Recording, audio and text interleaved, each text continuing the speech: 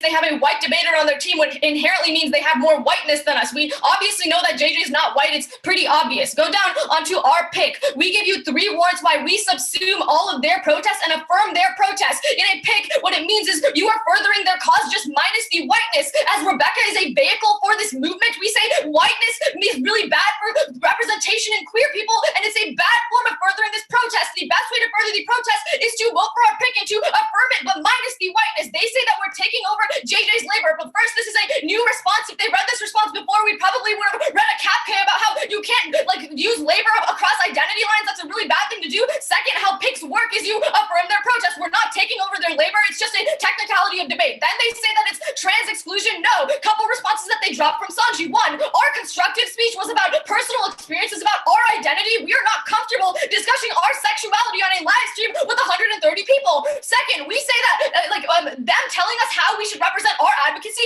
feeds into our link about racism, because a white person, someone on a white team, should never be telling 2 women of color how they should be furthering their advocacy. That's an independent link into our whiteness argument that gets dropped. You can drop them right now. They say we should have read things about the Hall of Shame. It's an identity K.